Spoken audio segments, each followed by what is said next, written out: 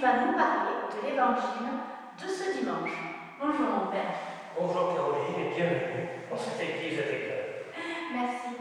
Alors l'évangile de ce troisième dimanche de Carême nous parle de l'entrée de Jésus au temple et de sa colère. Pourriez-vous nous expliquer ce que cela signifie? Le corps de Christ que nous formons et que nous sommes est le temple de la présence du Christ, comme le temple de Jérusalem était habité de cette présence et reconnu par ses pèlerins lors de la Pâque. Le temple habité par Dieu, et non pas seulement par les pèlerins, mais aussi par les changeurs de monnaie, les marchands d'animaux, pour honorer les sacrifices prescrits par la loi. Et Jésus vient purifier en quelque sorte le temple qui est sa demeure. Il vient faire vivre au temple un passage de l'ancienne loi à la nouvelle, qui est l'alliance éternelle et glorieuse. Il établit cette alliance non seulement avec ce lieu de culte, qui doit être et demeurer une maison de prière, mais établir une alliance avec nous. Nous sommes la demeure de sa présence, son sanctuaire, comme lui est le nouveau temple. Il réside désormais en nous.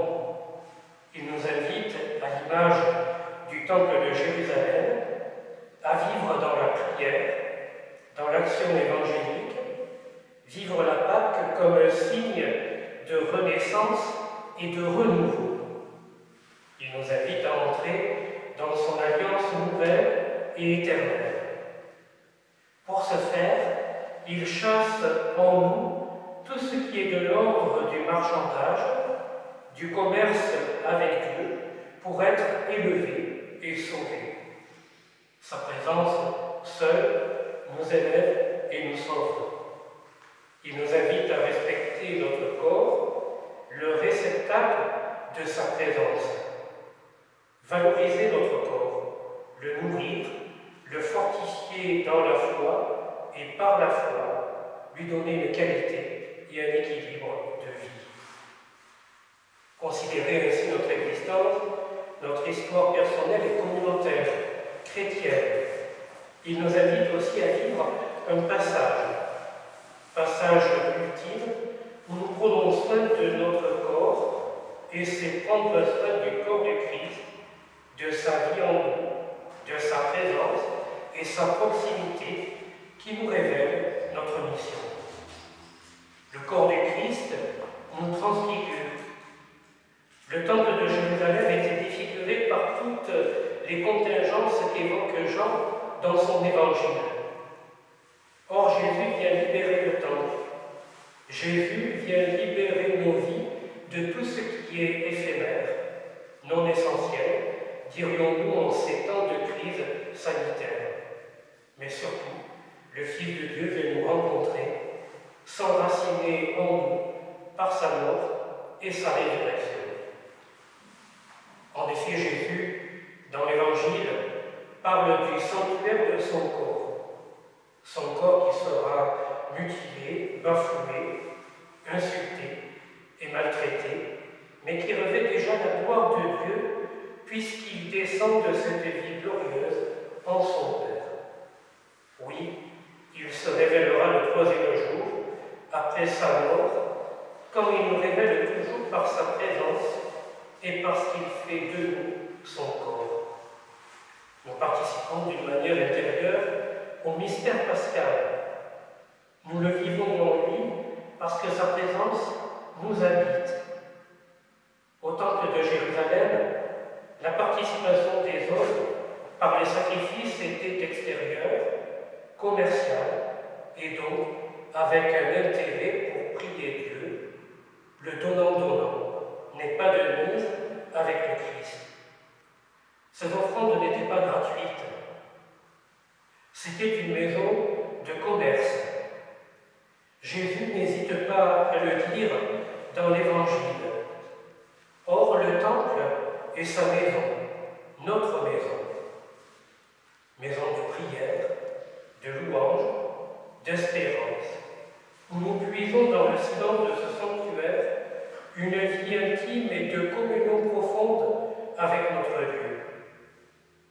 Aujourd'hui, notre corps est cette maison où nous vivons une relation privilégiée avec le Christ, qui lui-même fut détruit par le procès des autorités de ses contemporains et livré sur la croix.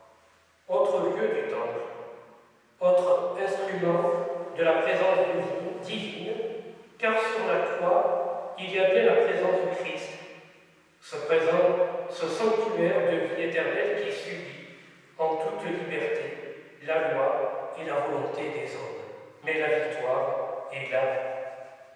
La croix devient le signe de cette vie éternelle, de la présence du Christ en nous, de l'appartenance au Christ ressuscité. Signe des chrétiens, signe de vie, signe d'espérance, comme nos corps sont signes d'espérance pour nos frères, car nous sommes le corps de la présence du ressuscité. Alors par rapport à tout ça, quel est le lien avec le carême et que doit-on comprendre? Ce lien est celui-ci est essentiel. Nous ne sommes ni un lieu, ni un instrument de la présence divine, mais nous sommes des êtres humains avec une histoire que Dieu rejoint et il purifie notre vie pour nous rendre libres. Nous puisons cette liberté en lui, en son corps. Le véritable temple, où sa prière pour les hommes n'est que gratuité et don, disponibilité et service, miséricorde et pardon, réconciliation et communion. Le Christ ne marchant pas avec le Père, ni avec les hommes, pour que nous l'aimions davantage, mais il nous invite à devenir frères en vivant les commandements indiqués par la loi de Moïse. Il développe la vie sociale et religieuse pour le bien commun, mais surtout l'amour envers le prochain et la force du témoignage, la puissance de notre foi en ce Messie crucifié dont parle saint Paul aux Corinthiens. Nous sommes le temple de Dieu. N'abîmons pas notre corps, ne défigurons pas la vie avec le Christ, ne nous détournons pas de nos frères où réside la présence du Christ. Nous sommes des maisons de prière, c'est-à-dire des personnes qui vivent une rencontre, une relation. C'est ce que Jésus rappelle en chassant les vendeurs et marchands du temple. Le vrai culte est une rencontre, une relation, une communion, une unité avec Dieu et avec nos frères, et non un échange commercial. Alors merci beaucoup pour toutes ces explications. Souhaitez-vous rajouter quelque chose pour conclure? Oui, tout à fait. Dans l'attitude de Jésus au temple, dans le temple, cette attitude entraînera une des raisons de la colère des autorités et entraînera son procès. En effet, Jésus détruit un système bien établi et lui établit une autre relation avec Dieu, une relation de paix intérieure, comme les disciples accueilleront cette paix après la résurrection de Jésus, signe de réconciliation. Cette nouvelle relation induit une conversion, un passage pour évincer le mal de notre vie, rejeter les idoles, écarter tout ce qui ne contribue pas à la progression de la foi et à l'annonce de l'Évangile dans le monde. Le Christ change donc notre attitude et notre condition de vie en chassant ces vendeurs au temple de Jérusalem. Le temple est un lieu de culte. Notre corps est une vie sanctifiée par Dieu et le lieu de la présence divine où se réalise en nous la volonté du Christ afin que nous l'accomplissions par la mission à laquelle nous sommes appelés et qui nous confie.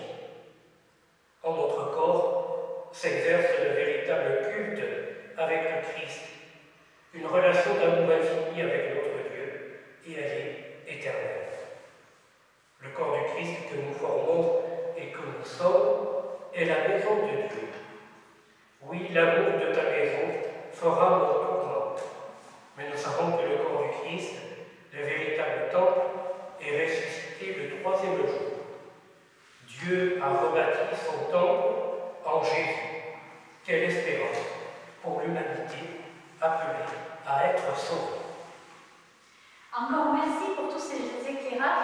qui, je suis sûre, vont nous aider sur le chemin du carême. Quant à nous, nous nous retrouvons la semaine prochaine avec le Père Christian Vian, qui nous accompagnera lors du 4e dimanche de carême.